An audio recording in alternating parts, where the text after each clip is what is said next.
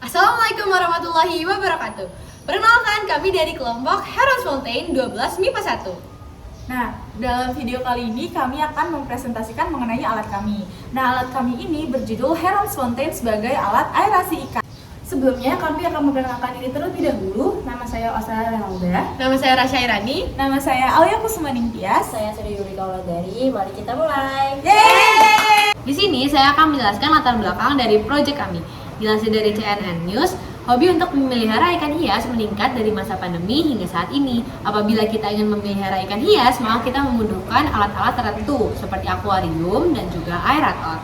Nah, aerator sendiri merupakan sebuah alat yang membantu memindahkan oksigen di udara ke dalam air. Tujuannya agar oksigen di dalam air dapat memenuhi kebutuhan dari ikan dan juga zat-zat yang menimbulkan bau tengik dapat terhempas dari dalam air. Kami membuat aerator sederhana ini ke dalam bentuk Heron Fountain, di mana Heron Fountain merupakan sebuah mesin hidrolik yang bekerja seperti pancuran air tanpa memerlukan energi listrik seperti pancuran air pada umumnya. Nah, dalam pembuatan Heron Fountain ini kita menggunakan teori dari hukum Bernoulli, hukum Pascal, dan juga prinsip Chiffon. Selanjutnya kita akan membahas landasan teori dari kinerja alat Heron Fountain ini. Yang pertama itu adalah hukum Bernoulli, di mana hukum ini pertama kali ditemukan oleh Daniel Bernoulli yang mempublikasikan hasil penelitiannya mengenai fluida mekanis. Nah, hasil penelitian tersebut dipublikasikan dengan judul hidrodinamika, di mana hidrodinamika ini membahas mengenai hubungan antara teori kinetik gas dan juga hukum Boyle. Nah, bunyi dari hukum Bernoulli sendiri bahwa jumlah dari tekanan, energi kinetik, dan energi potensial di setiap volume pada titik aliran fluida adalah sama. Maka muncullah sebuah rumus tekanan ditambah energi potensial ditambah energi kinetik adalah konstan, atau P ditambah rho GH tekanan potensial, energi potensial ditambah setengah rho V kuadrat atau energi kinetik. Nah, secara umum hukum Bernoulli ini juga dapat kita maksudkan bahwa adanya hubungan antara luas permukaan aliran fluida dengan tekanan. Nah, di mana keduanya ini memiliki hubungan yang berbanding terbalik. Jika kita menggunakan luas permukaan fluida yang kecil, maka akan mengakibatkan tekanan yang besar. Jika luas permukaan fluidanya besar, maka tekanan yang dirasakan juga kecil. Oleh karena itu, pada alat ini kita menggunakan saluran fluida yang kecil, yaitu sedotan ini, sehingga pada akhirnya nanti tekanan yang dihasilkan akan besar, maka energi kinetik yang dihasilkan juga besar, sehingga air dapat bergerak dari bawah ke atas, sehingga muncullah fountain. Nah, di luar dari hukum Bernoulli juga terdapat hukum Pascal nih yang juga mendasari kinerja dari Heron Fountain, di mana hukum ini berbunyi tekanan yang diberikan pada zat cair pada ruang tertutup akan diteruskan ke segala arah dengan sama besar. Oleh karena itu, pada percobaan ini kita menggunakan botol yang ditutup rapat, harus rapat, sehingga nanti akan ada hubungan antara jumlah tekanan air yang masuk dengan tekanan udara yang berada dalam botol, sehingga air mampu bergerak dari bawah ke atas dan muncullah fountain.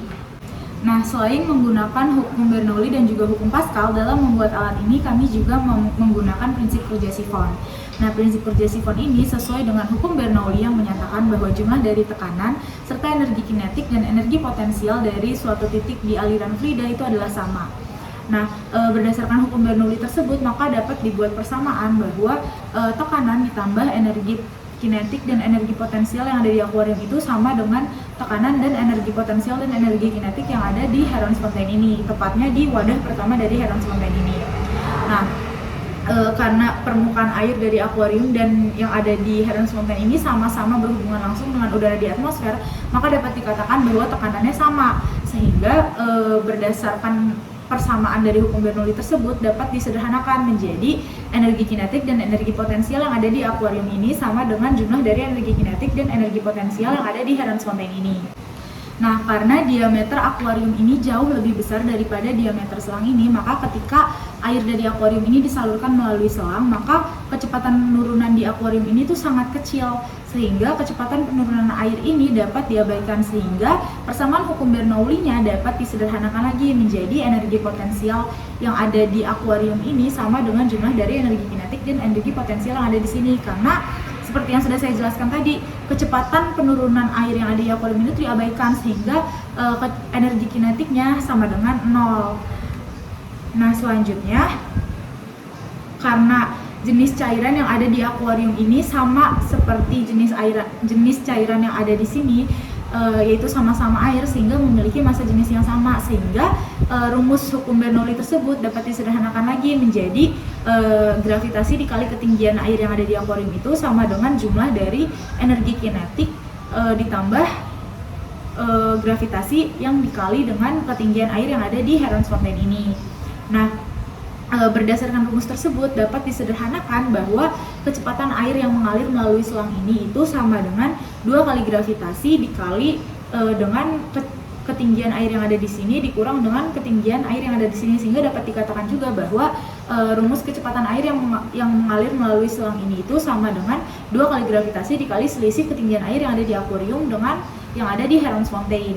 Nah, ketika ketinggian air yang ada di akuarium itu sama dengan ketinggian air yang ada di Heronsfontein, maka selisih ketinggiannya itu sama dengan 0. Nah, karena selisih ketinggiannya 0, maka kecepatan air yang mengalir melalui selang ini itu juga sama dengan 0, sehingga dapat dikatakan juga bahwa prinsip kerja sifon itu tidak bekerja lagi ketika dari kedua wadah ini memiliki ketinggian air yang sama. Selanjutnya saya akan menjelaskan bagaimana cara kerja dari alat ini. Jadi ketika kita mengalirkan air yang ada di akuarium ini melalui selang ini dengan prinsip kerja sifon, maka airnya akan turun dari wadah ini ke wadah yang ketiga.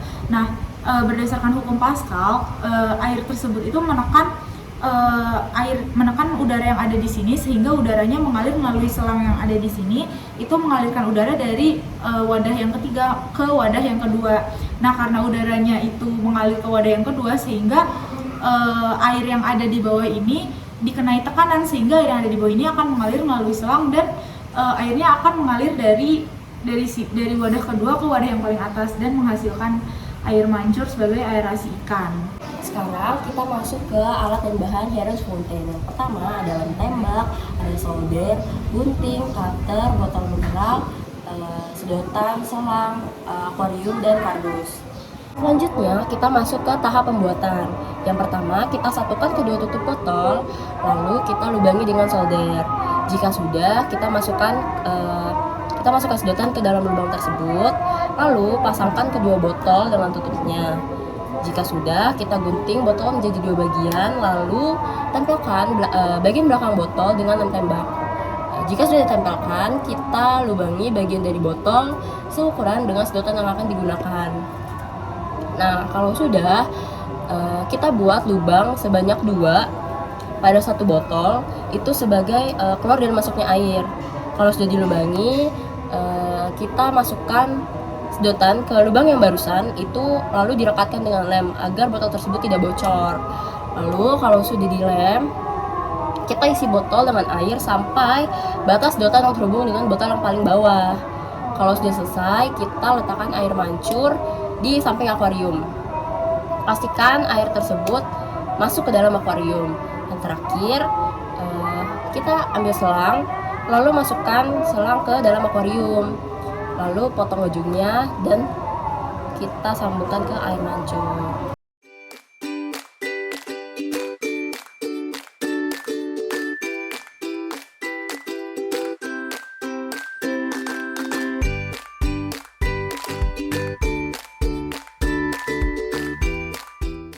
Sekian presentasi dari kami, kurang lebihnya mohon maaf. Terima kasih. Wassalamualaikum warahmatullahi wabarakatuh.